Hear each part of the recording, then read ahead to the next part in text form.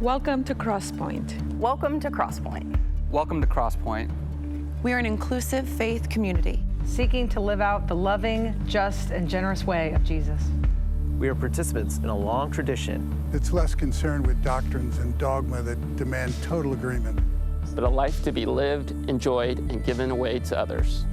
What unites us is a growing awareness that life is precious. That we are made by love in order to love. This community is comprised of and affirms the entire human family.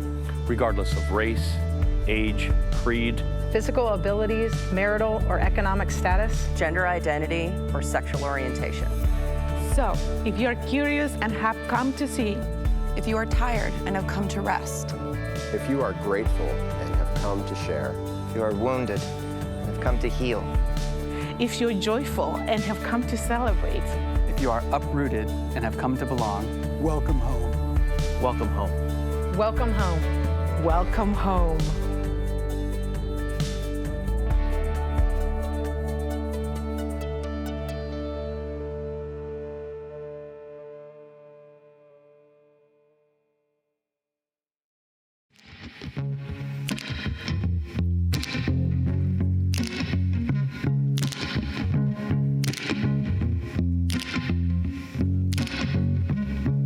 My brother, my sister, God love you and God bless you. My brother, my sister, God love you and God bless you. And may God hold us all in those almighty hands of love. May God hold us all in those almighty hands of love.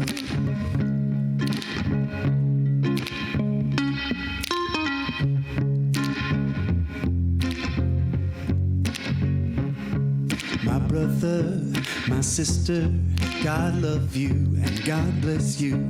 My brother, my sister, God love you and God bless you. And may God hold us all in those almighty hands of love. May God hold us all, those almighty hands of love.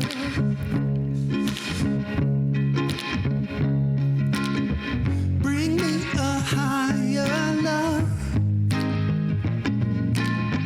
Bring me a higher love. Oh, bring me a higher love. It's that higher love I've been thinking of.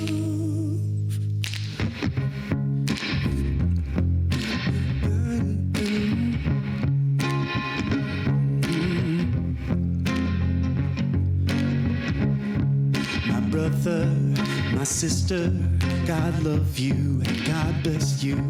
My brother, my sister, God love you and God bless you. And may God hold us all in those almighty hands of love. May God hold us all in those almighty hands of love.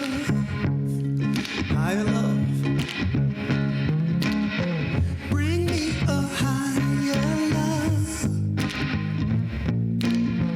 Bring me a higher love. Oh, oh. Bring me a higher love. It's that higher love I've been thinking of. Bring me a higher love. Bring me a higher love, love. Bring me a higher love. It's that higher love I've been thinking of. My brother, my sister, God love you and God bless you. My brother, my sister, God love you and God bless you. And may God hold us all in those almighty hands of love. May God hold us all in those almighty hands of love.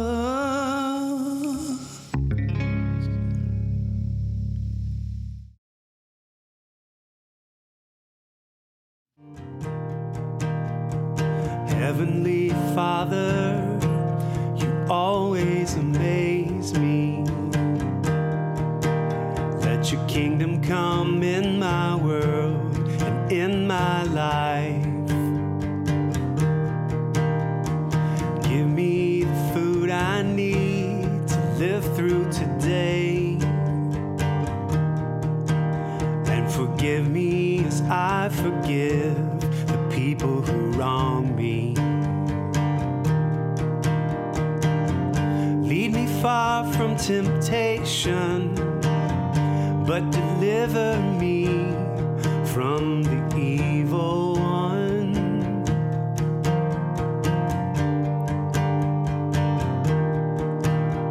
I look out the window, the birds are composing, and not a note is out of tune or out of place. I walk to the meadow and stare at the flowers, better dressed than any girl on her wedding day. So why should I worry? Why do I freak out? God knows what I need. You know what I need.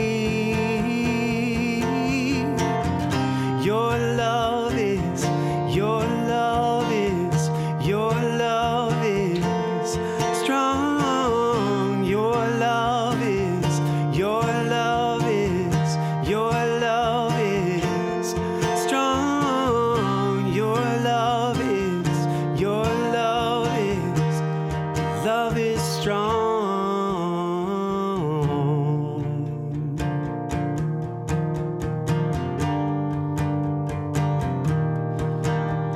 The kingdom of heavens is now advancing.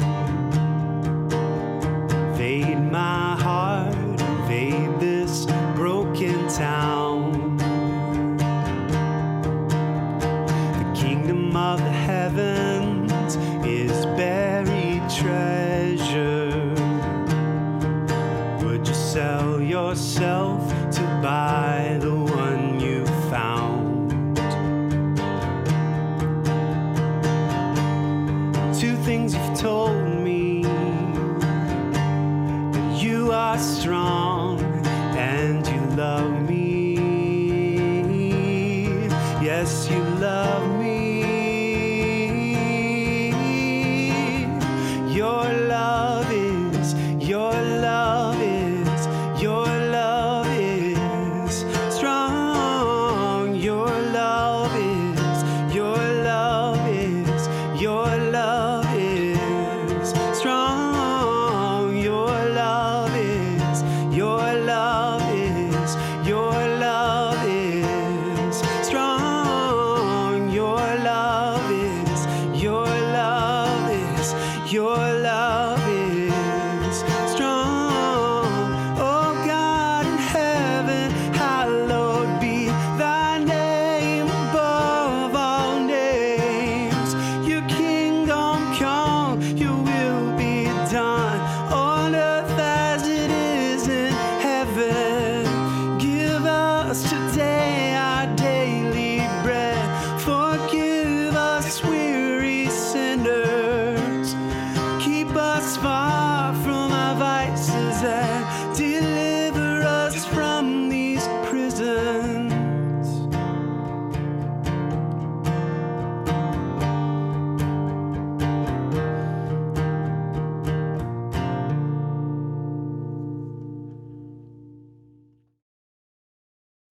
Hey Crosspointe, welcome to March. There's a few things I want to let you know about in addition to Daylight Savings Time and St. Patrick's Day and Easter. Throughout the month of March, we will be collecting pantry items for Dorcas Ministries. And if you don't know, Dorcas Ministries provides many services for individuals and families in the Cary, Morrisville area, including bill payment, educational opportunities with Wake Tech, food assistance. This is just to name a few. And we want to help them fill their pantry. Each week, we'll be collecting a different item in the weeks of March.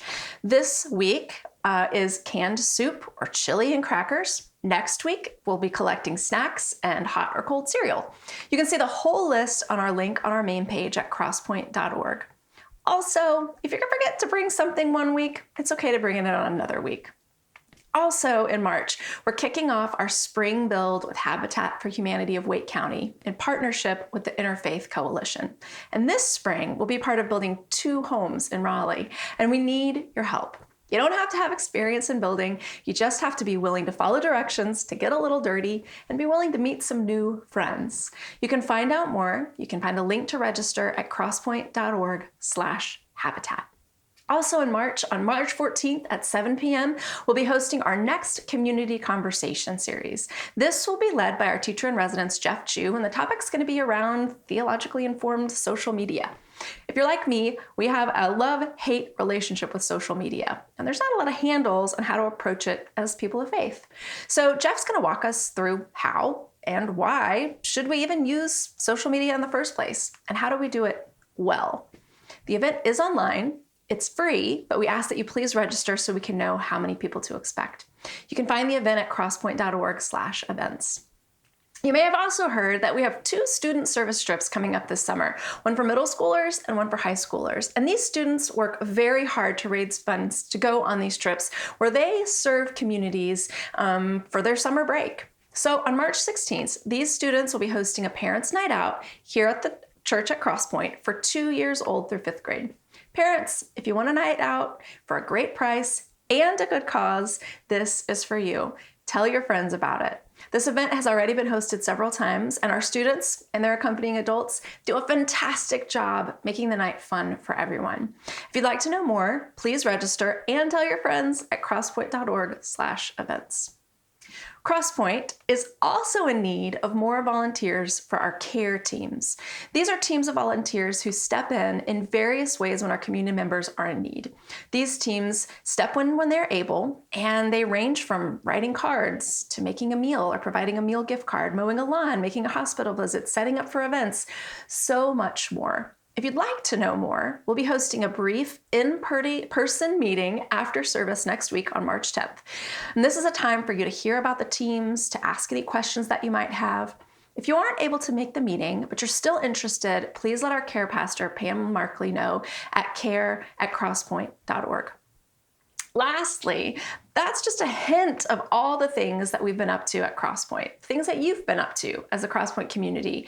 I encourage you to visit crosspoint.org or to subscribe to our e-news to hear even more ways to plug in. And as always, if you want to be a part of funding what we do here, because it can't happen without it, please visit crosspoint.org/contribute to find out the multiple ways to partner with us financially. Crosspointe, thanks for listening, and I hope you have a great week.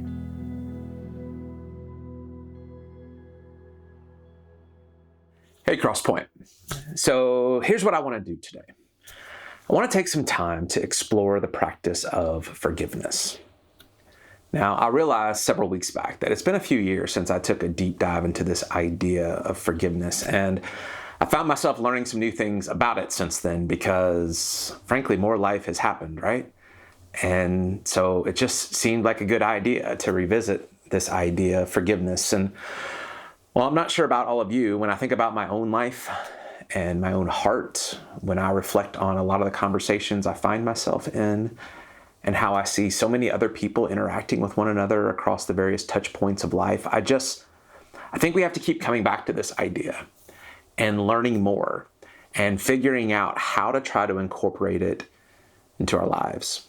A couple weeks ago, a friend of mine came up to me and said, you know how in our welcome home video here at Crosspointe, it says, if you're joyful and have come to celebrate, welcome home. Can we make sure that there's always space for that in our community? And I asked it really sincerely and kindly, and not as some sort of critique in any way, but I've thought a lot about that lately. Even wrote about it some in our e-news a couple weeks ago, and I want that to be true in my own life.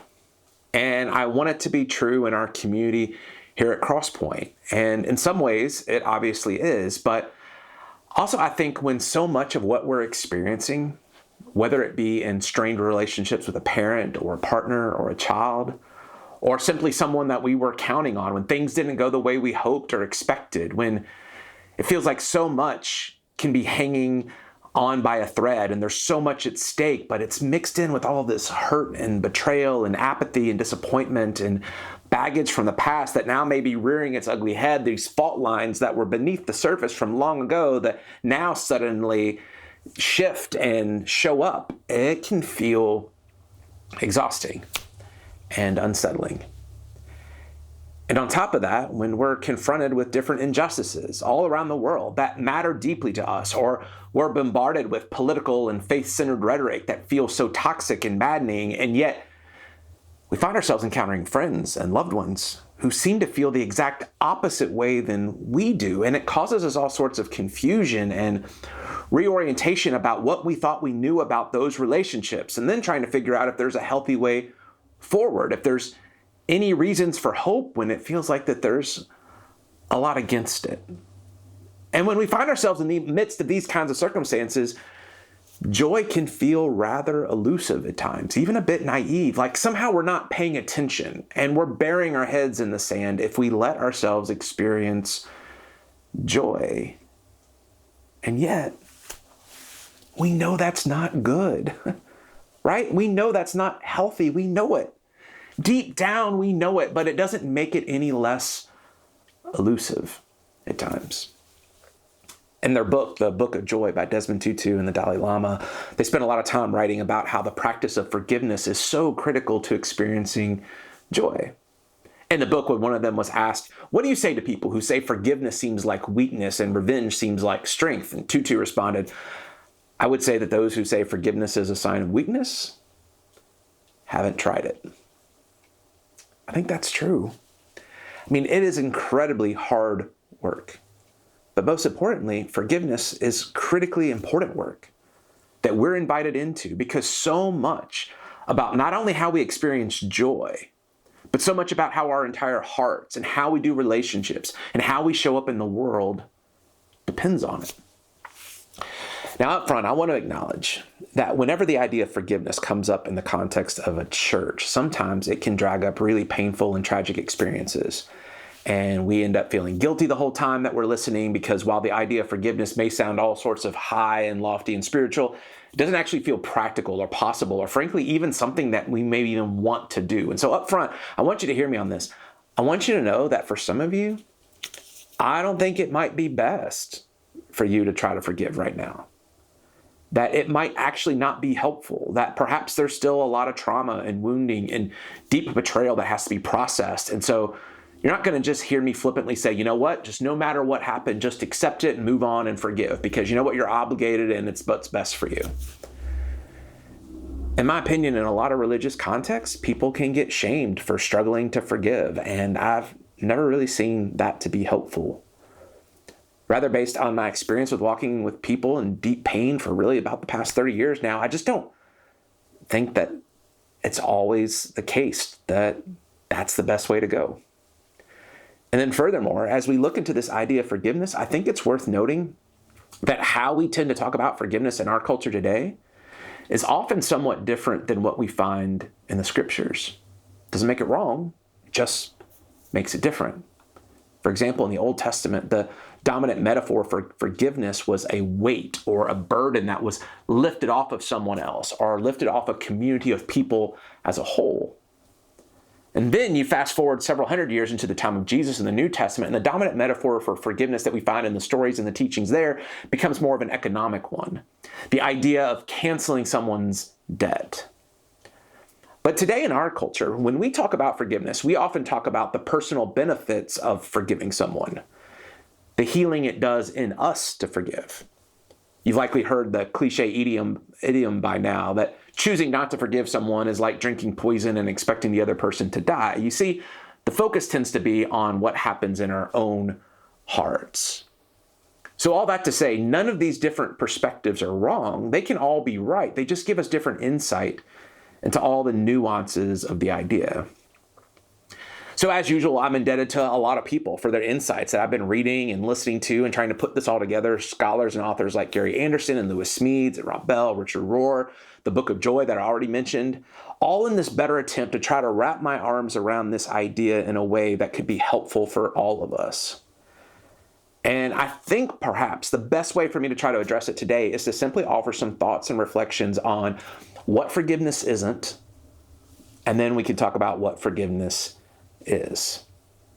And even though we find all these ideas rooted in biblical wisdom, I'm not going to try to unpack a scriptural passage around each one. Rather, I'm just going to try to cover as much ground as I can. And that hopefully by coming at it from several different angles, we can all walk away, hopefully, with something that's beneficial. So perhaps maybe grab a pen or paper, maybe pull out your phone, or just type on your laptop, maybe take some notes, and let's lean in together here for the next few moments. So first, here's some of what forgiveness isn't. Forgiveness isn't something that someone pressures you or guilts you into. Now, it seems odd that we have to be reminded of that, but in my experience, it's necessary. If someone who hurt you is pressuring you or guilting you into forgiving them, or if the person pressuring you to forgive someone else has an emotional or financial or sympathetic connection to the one who injured you, then it might very well be the case that the one who is advising you or pressuring you, they might not actually have your best interest at heart. So what may be best for you and your heart is to put the brakes on that and to slow down. Because ultimately, forgiveness may be the best gift for yourself and the world around you, but honestly, the timing may not be best right now. As I mentioned earlier, there may be other things that you need to sort through first. Maybe that takes a while, but it should come at a time when it's actually a gift you freely choose to give. Never one that you were manipulated into. Manipulated or pressured or guilted gifts never actually feel like gifts, do they? Whether it's a gift to yourself or to others. So don't be pressured or guilted into forgiveness. And specifically, don't let people try to pressure you because of your faith, where it comes off something like, well, aren't you a Christian? I mean, you have to forgive me. Or you have to forgive this other person if you're a Christian. Because honestly, that's just gross. And it's manipulative. And it has nothing to do with the way of Jesus. And it's in no way looking after the best interest of your own heart. Okay, here's another. Forgiveness is not condoning what someone did or pretending that it really doesn't matter, that what they did really doesn't matter. See, often forgiveness begins with being willing to name how someone wronged you or hurt you. It's not approving or condoning what they did. It's not pretending that it didn't actually hurt or wound you. It's not downplaying it while saying, you know what, oh, it's no big deal, if it actually was a big deal. You see, forgiveness isn't about dismissing the injury or even quasi-agreeing that it was okay when it happened, when it's not okay. Forgiveness starts with honestly acknowledging what happened and the pain that was caused. Otherwise, it just turns into some attempt at checking off some pseudo-religious box or catering to a version of some lofty spirituality that doesn't actually help and that tries to deny reality. And that's never helpful. So here's another thing forgiveness isn't. Forgiveness is not dependent on someone admitting or apologizing for what they did.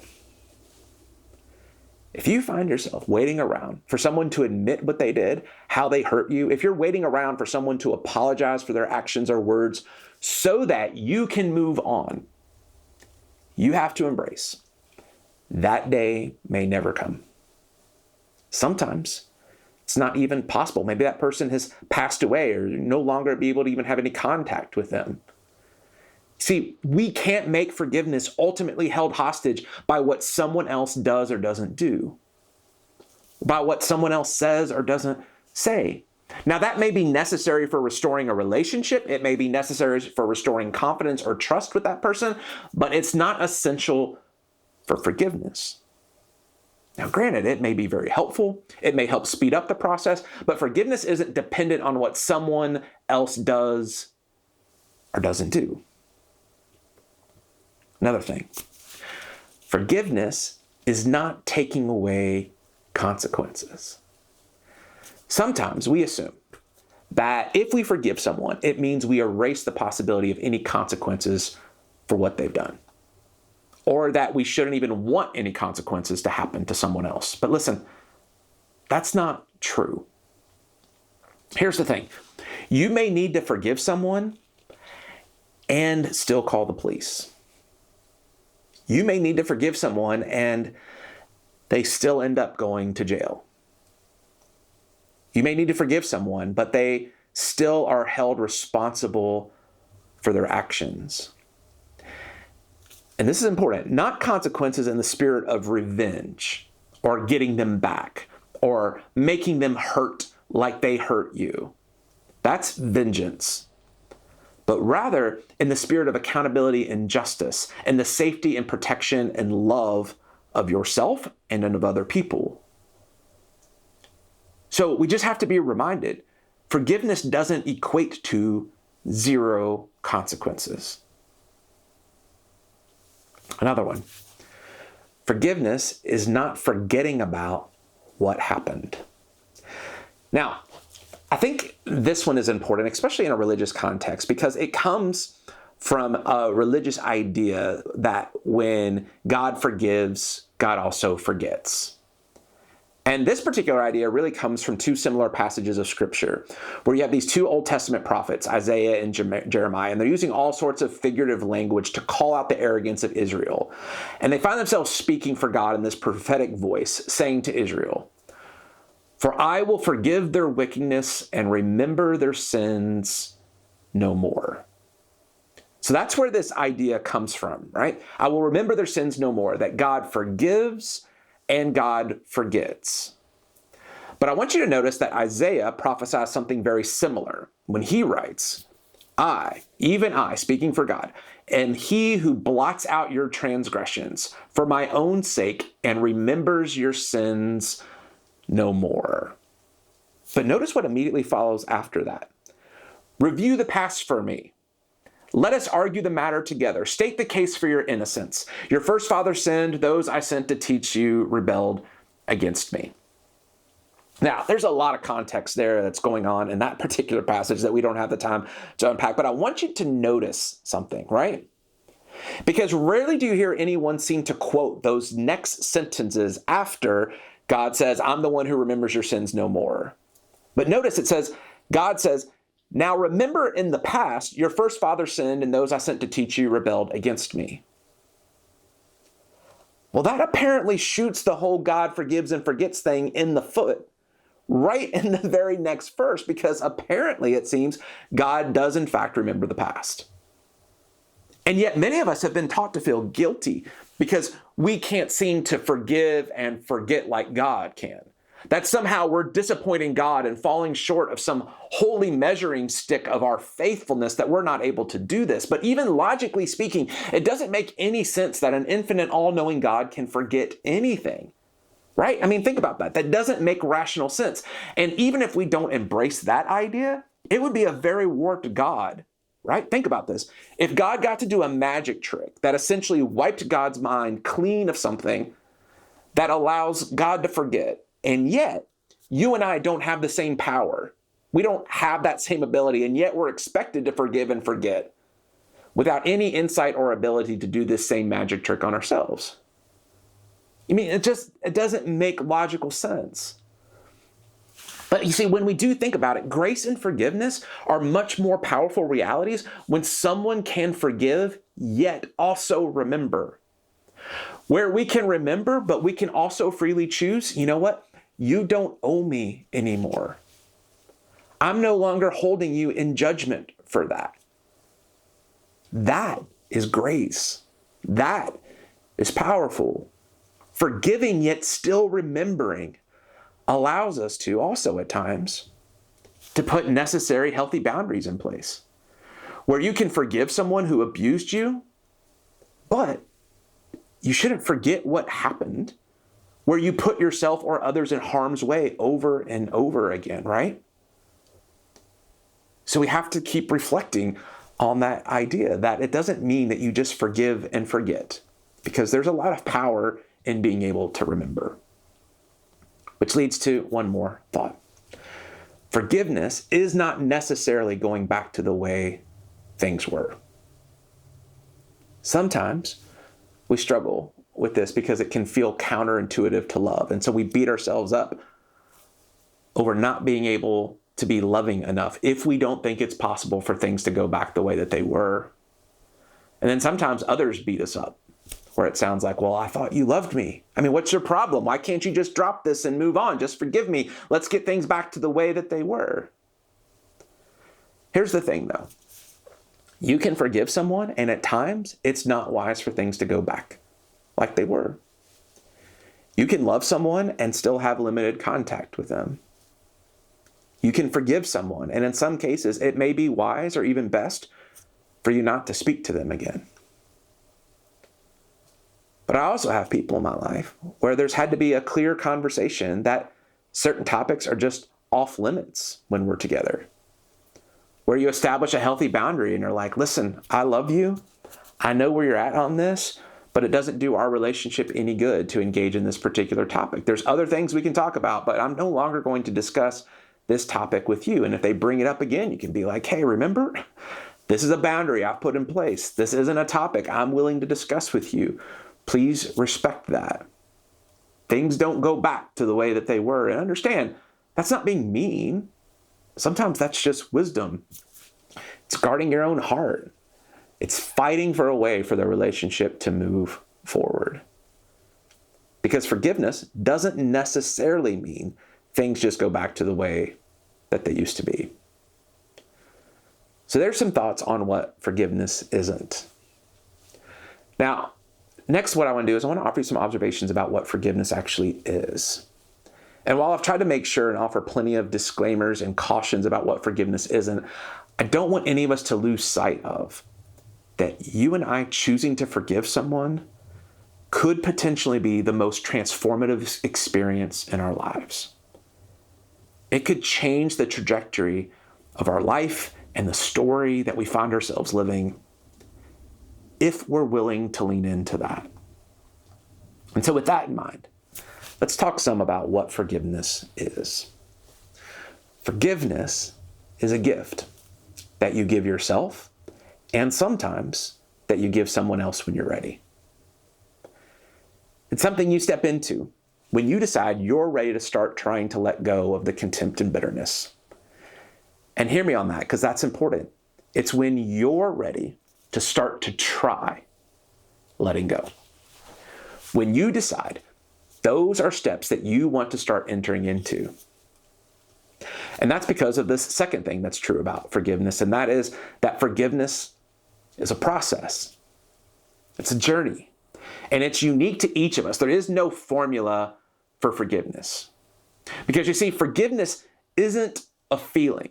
If you're waiting around for a feeling where someday this warm, fuzzy feeling just sweeps over you, where all of a sudden this feeling comes over you where you no longer remember anymore, where it just no longer bothers you anymore, you're going to be waiting a long time. Rather, forgiveness is a choice. It's a decision. And rarely is it this one-time decision where you simply move on. Rather, it's a choice that you and I have to keep making over and over again. It's something that we practice and we keep practicing. We have to practice being someone who forgives. Maybe you find yourself in a place where you thought you had forgiven someone, but suddenly their name comes up, or you see something that triggers a past wound in you, and you feel this tightness in your chest and this anxiety wells up in you. When that happens, understand that's not an opportunity to beat yourself up about it.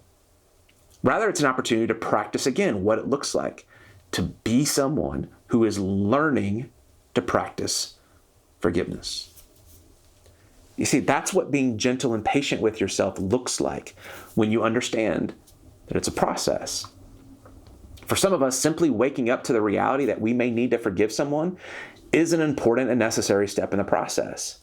And if you're battling a wound that has festered for a long time and are just starting to wake up and name the reality of not only what happened, but where you want to start to try to go, that's a step worth celebrating. And maybe if you find yourself waking up tomorrow a little less ticked off at the person than you did the day before, you can celebrate that. That's a step There's all sorts of different points along the journey of forgiveness, and the process and length of time is unique to each of us, but you'll know you're getting fairly far along on the journey when you can find yourself sincerely not wanting to see the other person suffer, to not see them destroyed in some way, when you no longer find yourself holding something over their head that you're waiting to spring on them to show that you have the moral high ground.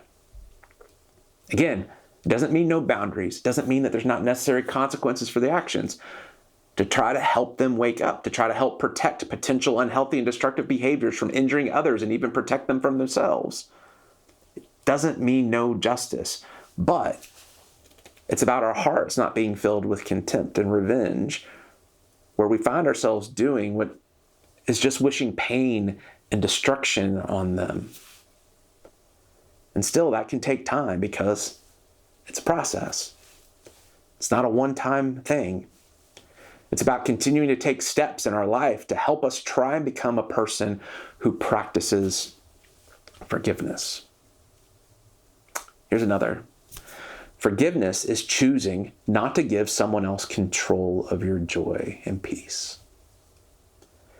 Now, I don't think this is something we deliberately decide, but often we can carry with us this sense that holding on to bitterness or contempt is somehow punishing the other person, that it's making them suffer. When the reality is, all we're doing is giving them control over our inner world and our peace and our own joy. Again, as I mentioned earlier, if you're waiting around for an apology before you forgive someone, if you're waiting around to get someone to give you something that you think you're owed before forgiving them, you're giving someone else power over your own heart. You're essentially saying, okay, this other person gets to decide when I'm free of this contempt raging inside of me. This person gets to decide when I get to be happy. And we find ourselves repeating questions like this over and over again in our head. How could he do this to me? How could she do this to me? When the reality is he's already done it. She's already done it. And many times we find ourselves expecting things or trying to get something from them that they can't give us. That they can't go back and give us another start to the relationship. They can't go back and give us years where things went sideways. They can't go back and give us a different childhood. They can't. The reality is, it's already done. Instead, what's helpful is for us to empower ourselves to take steps, to stop thinking of ourselves as completely powerless, and to choose to take steps that help us start to take back control of our own inner world, to put up boundaries where necessary, to get out if necessary, to confront if necessary, to say, I want to choose for my own heart to be free, and start to wrestle through what that looks like, rather than letting the one who injured me dictate all of that. I'm not waiting around for them to give me something that I think I'm owed. Rather, I'm taking control of my own heart and choosing to forgive. And this is where the economic metaphor can be really helpful. It's I'm choosing that they don't owe me anymore. Because otherwise, if that's my mentality, it puts my heart in their control. But instead, it's I'm choosing to take back control of my own heart, to liberate my own heart, not being passive and waiting around for the one who injured or betrayed me to do it for me. And there's something in us that has to wake up to the illogical nature of giving up that type of control, that type of critical control of our own heart to somebody else. We have to be willing to take responsibility for our own hearts. Yeah, understand, it can sometimes be very tempting to hold on to bitterness because in our own mind, it gives us an excuse of why we can't be happy, why we can't have peace, because it allows us to always have someone else to blame. But if I choose to forgive, then I can't rely on those excuses anymore. I have to take responsibility for my own heart and my own happiness.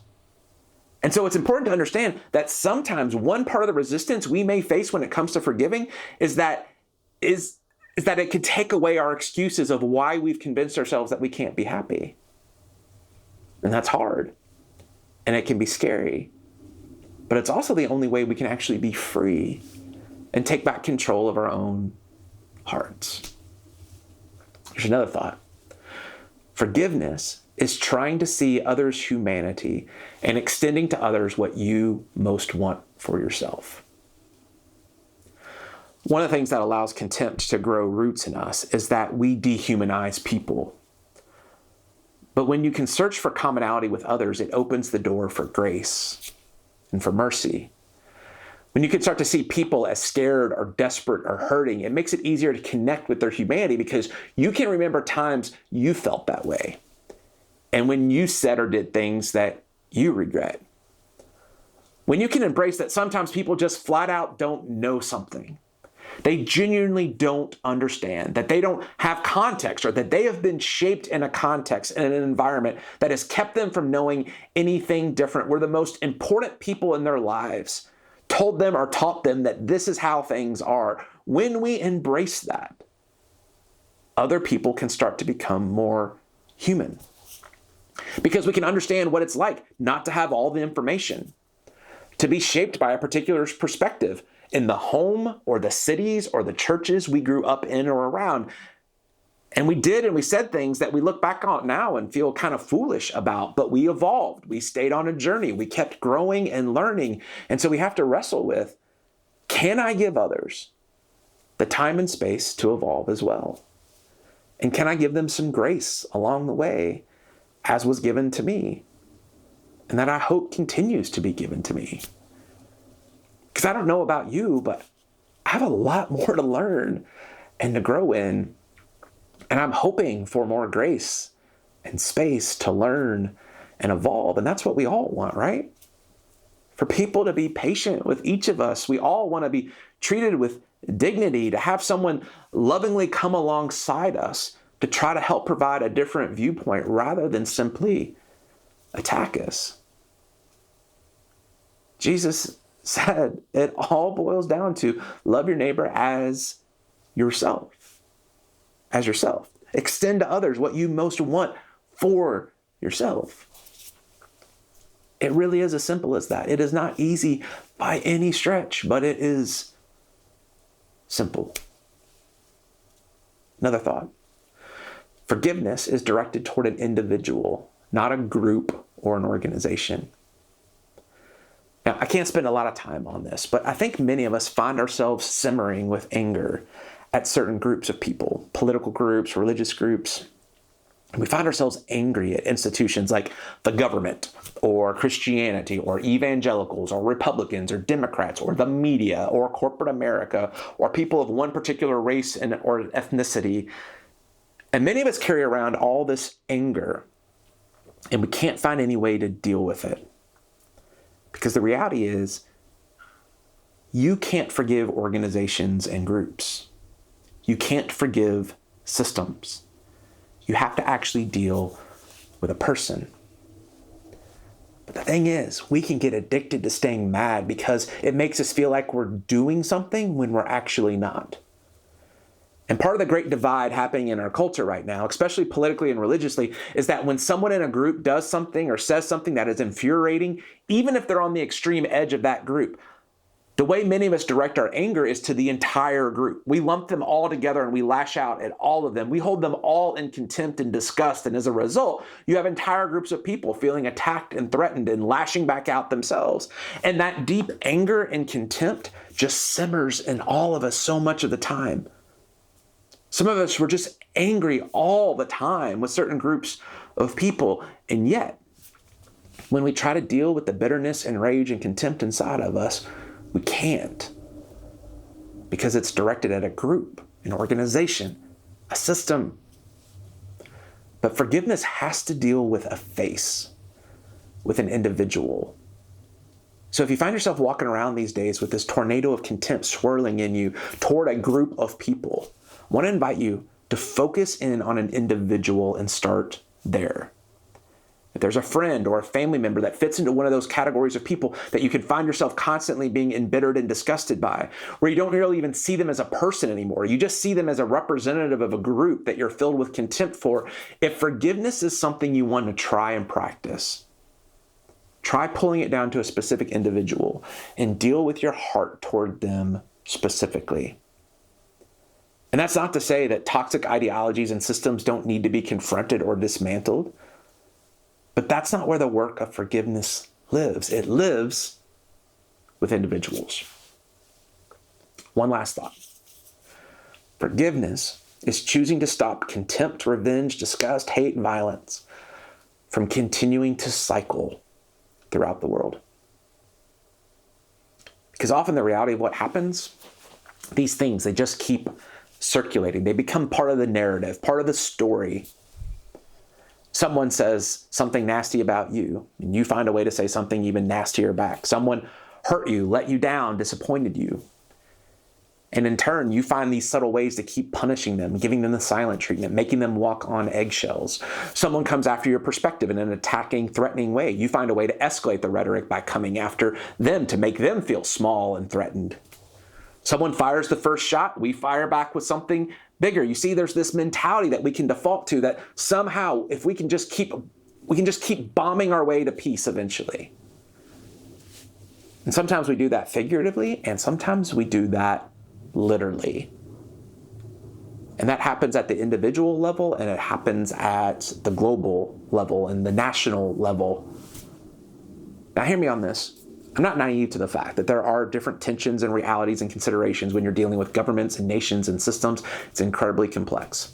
Yet, I do think that when we lose sight of actual human faces, actual individuals, and we just look at them as a group or a nation, and as we just talked about in the last point, and we declare them to be an enemy, to be eliminated, we lose our capacity for creativity and imagination when it comes to peace and love, and we lose sight of the actual individuals affected.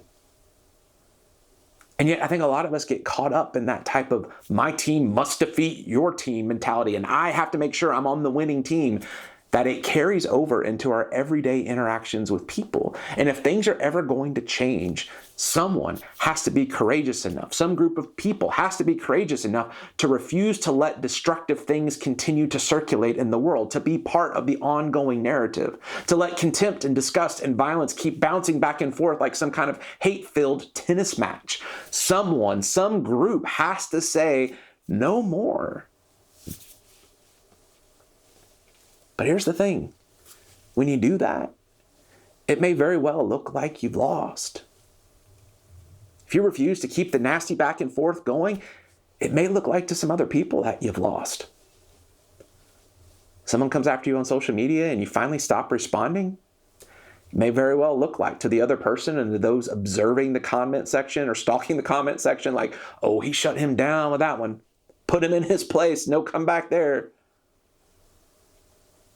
Maybe you went through a divorce or a breakup and your friend group is deciding who they're going to side with. And if you stop arguing your case with your friends, slandering the other person, making all sorts of other points about why the other person should carry most of the blame, if you stop arguing your case, they may only hear the other person's case, and they may only hear all the condemning reasons from their perspective why you're the one at fault. And because of that, it may look like you've lost. People may be grossly and wrongly critical of you, and when you don't fire back, people may assume that it must be true because you don't keep playing the nasty tennis match, and with it may come pain and hurt and isolation. But if things are ever going to change, we have to stop keeping the disgust and hate and violence and contempt in circulation. Which is one of the reasons that the death of Jesus on the cross sits as the central idea to this story that we belong to this 2,000-year-old tradition and story that we're walking in. It's because Jesus chose to stop circulating the violence that was being done to him. Instead, he chose this path of sacrificial love, of forgiveness, of refusing to throw back the contempt and the disgust being hurled at him. And to many, it looked like he lost. So perhaps, in the midst of various things that come to mind when we think about the symbol of the cross of Christ, perhaps we can add to the list a question that when we see it, when we reflect on it, when we think about it, we'd ask ourselves, can we let the violence stop there? that when we look at the cross, we can ask, can we let the violence stop there? Am I willing to participate in a story that lets vengeance and hate and contempt and violence continue to circulate? Or will I participate in the kind of story that Jesus modeled, where love and courage, forgiveness changed things and continues to change things if we let it? Because here's the things, friends. I'm not sure if there's a more powerful gift than forgiveness.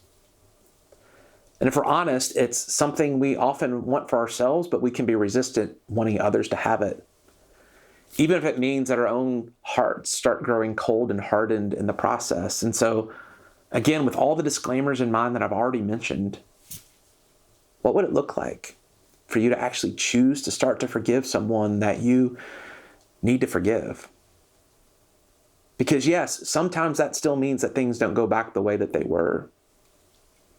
But sometimes it means relationships grow back even stronger and more resilient and more beautiful. And those can be stories worth fighting for when possible. Yet those stories don't happen by accident. They don't magically happen. They happen when you and I choose them. But regardless of what relationships may or may not be affected or how they may or may not be affected, what it does mean is choosing the story of forgiveness means choosing to liberate your own heart and choosing to participate in a more beautiful way to live in the world. And honestly, life is just better that way. For you, for me, and for the world. So friends, here's to moving forward with a better vision of what forgiveness isn't and what it is. And may we all be better and participate in better stories with the way we live because of it. Now for the next few moments, we want to invite you to participate in an exercise that will allow you to reflect and hopefully take this idea and pull it down into the practicalities of your day-to-day life and relationships.